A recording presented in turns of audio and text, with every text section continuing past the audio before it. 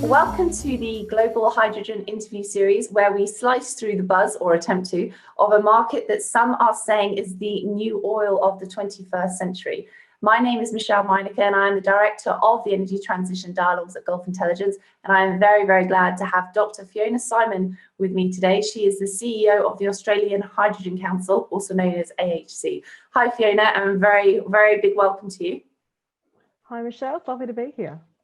Thank you. And I think we're going to kickstart with an overview of the progress in Australia. There's been a lot going on. So if you could just give us a rapid fire overview. Of course, we already know about the Australian National Hydrogen Strategy, and it sees the nation becoming a major hub by 2030. It'd be great to hear about the sort of momentum we're seeing for this goal. We're seeing a lot of news headlines. So what would you like to really highlight from that? What do you think we should be highlighting? Oh, well, there's actually been another, not just for hydrogen, but another $1 billion investment announced just over the last 24 hours across 2 different announcements. So I might come back to that. But in terms of the overall progress, it's just an enormous enthusiasm in Australia at the moment. And we're seeing competition between our states and territories who are trying to become sort of the export hub for Australia. At the moment, there's at least 60 projects. Now, most of them are in the early stages or the demonstration and pilots, but it does definitely show the appetite for the industry to crack on and find a way to make things work. And we're seeing all new partnerships develop between different parties and businesses changing even the idea of what their core business should be as they move into seeing the opportunities for hydrogen. So we do have the National Hydrogen Strategy, as you mentioned. Most of our states and territories have their own strategies as well. So yeah, we're seeing this enormous investment, which is fantastic. It's never as much as we need, but every drop in the ocean, it's all worth it. So yeah, just as of yesterday, there was $500 million announced, where half of that was going to hydrogen hubs. So we previously have one hydrogen hub that was being funded by or contributed to by the Australian government, and now it's going to be 5, which is fantastic. It's quite a leap.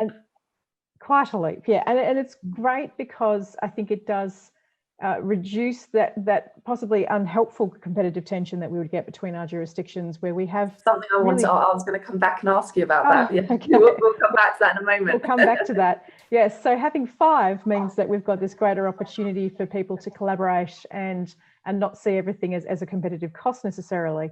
And there was also money put aside for carbon capture, use and storage work and funding there.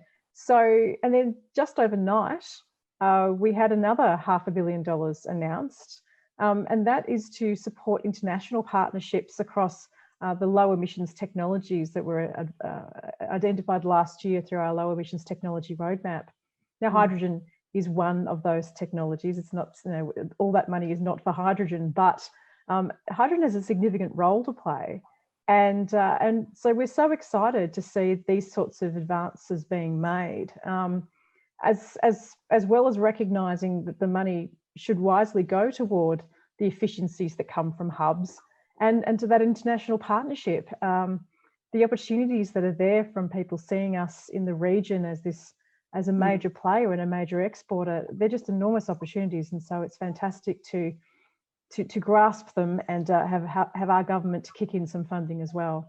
And that's also building on the basis that the country already has in the region of being a very significant exporter of other, LNG, for example, yes. and the big influence that it has there. So it's building more and more on that national narrative. Just quickly back to those 60 projects and the states and territories and that that interstate competition that you said that this will hopefully try and reduce as more collaborative rather than competitive. How are those 60 projects divvied up between the different states and territories? Is there 2 or 3, or the 2 or 3 absolutely leading clearly? I probably can't say one way or the other on that in terms of any personal view, but I can suggest that you have a look at High Resource, because High Resource is the website that has all of the projects, and there's also every 6 months a report that goes there that gives an update as to where the different projects are and how that's all working out. So at the moment, the last version we had was from December of that, the short report. And I think something like 60% of the most advanced projects were in Queensland and Western Australia. So while I'm not picking favourites among the jurisdictions, I can say that's really fact. Queensland, yeah, Queensland and Western Australia are at this stage taking the lead in the terms of the scale of the ambition and the development so far. And you'd also, just to elaborate further on what you're saying there about those international relationships, and obviously the funding and the focus on those and doing so is really significant. It's such a clear statement of intention to continue ramping that up, because Australia is already working with Japan, Korea, Singapore, Germany on different projects. And I think most recently RW Supply and Trading joined and H2O, which is an Australian hydrogen project developer, joined forces to develop hydrogen trading between Australia and Germany. Of course, Germany's looking everywhere, so they're looking with Saudi Arabia as well. I think they need to import around 70% of their total hydrogen needs. So they're very much scanning the globe. But with that in mind, the fact that Australia is already developing these ties and keen to strengthen them. Firstly, I'd like to know, is that for blue hydrogen primarily due to Australia's current energy network, or is it more and more for green hydrogen? And then secondly, do you think that this rate of international partnerships is something we're going to see increasingly echoed elsewhere? And on that first question, it depends upon the country that you're talking about. So as we speak with the Germans, that's very much about the renewable side. So it's the green hydrogen and green hydrogen products, so ammonia and synthetic fuels. As we look to, say, Japan and South Korea, I think we're seeing a bit of a sort of shift there. So I think blue is a possibility for Japan, and certainly as we see the HESC project, which is a project in Victoria, using hydrogen created from fossil fuels, but then in the longer term seeking to then sequester the carbon. This is a project which has significant Japanese investment, and whilst it appears to be more about the ship than it is about the technology producing the hydrogen, there is still that ability to develop a pathway. So look, it is hugely variable, and I think that it will be the markets that drive what we ultimately do in Australia. So we at AHC don't get too caught up in which pathway. It's for us just about how do we get clean hydrogen, and absolutely in the long term it's green. But then there are just different schools of thought on what the long term is and how you get there. Indeed. Indeed, and whether long term is 2030 or 2050 or beyond, and yes. And of course each country has a different energy mix already, and a different rate of transition is possible. And in terms of other international partnerships, how important do you think these are? I'm sure you're going to say very, but I'd like to hear in your words why this is so critical for Australia's push. And are there any other countries that Australia will be looking to, or is keen that you see tie-ups happening? I would say that the international partnerships are vital, and they're vital for different reasons. If I look at it from the economic perspective, I think until Australia has its own net zero objectives as a nation, until there is, right now we don't have carbon pricing, for example, we don't have some of those environmental standards that other countries have. So we are observing others move to expand their decarbonisation goals, and so the desire of other countries who are acting sort of more swiftly in that space, wanting to invest in Australia in order to secure their own energy supply from Australia, I think that's how that starts to sort of develop and grow our own industry for us to use hydrogen domestically and then decarbonise domestically. So if we take the view that one needs funding and one needs policy to help move away from fossil fuels and into renewables and at this stage more expensive options like hydrogen, then that international pressure that gets put on Australia and other countries that at this stage, as I said, don't have those policy mechanisms, that sort of pressure is a good thing, because it helps create a need for us to be doing something which then we can benefit from domestically. So I see that as right now for us, where we're trying to get hydrogen up, where we see the opportunities, we see the benefits. Those international partnerships are key, where in particular we're seeing that pressure being put on Australia to say, you know, just to then be able to supply hydrogen to our trading partners. But then it's not just the economic side. It's absolutely the strengthening of just general ties. That's a good thing to have, sort of diplomatic relations. But it's also sharing information, and that's something which is more within our realm at AHC, where we're really wanting to work with other countries, or other industries really, where there's overlap, to say, well, you know, you've dealt with this before, or you're dealing with the same issues we are, whether it's communicating with communities or whether it's sort of regulatory frameworks. Because hydrogen is so versatile, it brings with it, you know, these enormous opportunities, but it also brings with it enormous complexity, particularly in a regulatory sense, because now you're connecting things that weren't really connected before.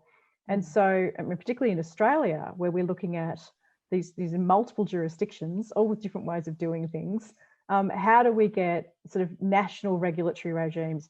How do we get consistency in how we understand community needs and how we talk to consumers and communities? So understanding how other countries are grappling with the same sorts of issues, and us in turn, if you know where we're ahead of the game, us being able to share that with other countries as we all grapple with these issues, I think is really important. So that international collaboration, I think, is also very much about relationships and information. Very much a two-way street, and making it a win-win. So when one of you talked about the complexities there and the fact that hydrogen is not the cheapest option. And it'd be good to hear your thoughts on when you think green hydrogen could be cost competitive, and whether that's before 2030. We're seeing more very influential forecasters and reports coming out saying 2030, some even saying potentially in some cases, not broadly, but 2028. And I know that as part of Australia's government, the low emissions technology statement, as well, they're looking at producing clean hydrogen, green hydrogen, under $2 per kilo as one of their priority stretch goals. What do you think about this? Do you think that the needle's heading in the right direction? Oh, it is. Yes, the needle's heading in the right direction. I'd say to comment on that H2 under 2 goal, and you're right, it's for clean hydrogen, so it's not specifically for green. The hydrogen for less than $2 Australian a kilogram right now is hugely ambitious, but I think we are starting to see all sorts of possibilities, including before 2030. And in fact, for green hydrogen, we're increasingly seeing that electrolyser costs might come down sufficiently. You're still relying on a number of other things obviously falling into play, like electricity prices being where they need to be, or renewable developments that aren't connected to the grid being, you know, having the right sorts of scale and costs associated with them. But we certainly see it going in the right direction. I'm sorry, I forgot the second part of your question.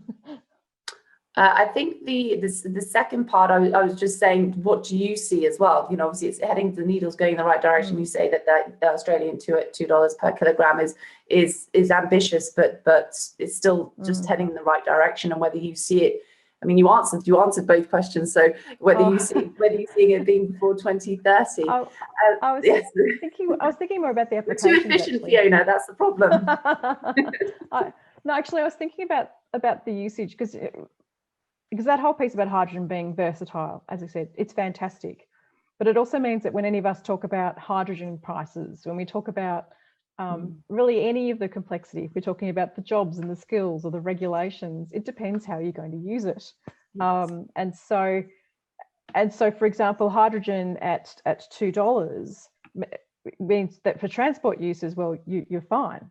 For transport uses, hydrogen can be more expensive than that, and you can actually have the cost of hydrogen be worth it. Now, you've got infrastructure issues and you've got vehicle issues and everything else associated, but in terms of the basic fuel price, we're already close enough to diesel being in Australia being at parity with hydrogen, clean hydrogen. But then if you're saying, well, hang on, no, we were thinking that the value was to substitute for natural gas. Well, if you're substituting for natural gas, well, compared to where gas prices are right now in Australia, then you actually would need to get your hydrogen closer to $1, $1 Australian a kilogram.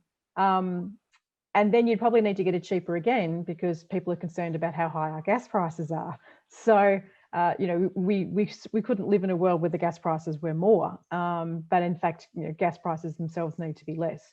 So it does come down to which application someone is valuing to know how much longer we have to go and what more needs to happen to support that. But we take that broad view. So in that broad view of, you know, are we going in the right direction? Yes, we are. And I think, but for us also, it is about trying to encourage all of the different uses so that we can try to get some sort of efficiencies by having, you know, multiple uses so that you can get the most out of an electrolyzer. And that's where the hubs and those sorts of ideas come into play. So yes. And the investments that we started off with as well certainly start to come into play into that. Fiona, thank you very, very much for joining us. That's been a fantastic overview from a national basis to international partnerships. And like you say, on the broad spectrum when it comes to pricing, which is a very hard conversation to have because we're talking about a relatively embryonic market. Yes. And it's reliant on so many other markets for pricing, and you know, essentially plugging sticks in the sand, and then the tide comes in and the sticks move, and we, you know, it's as much as people we can all manage to get a rough idea, but of course there are no certainties. Fiona, thank you very, very much, and I hope you'll join us again soon. Thank you so much for having me, Michelle. It was a pleasure. Thank you.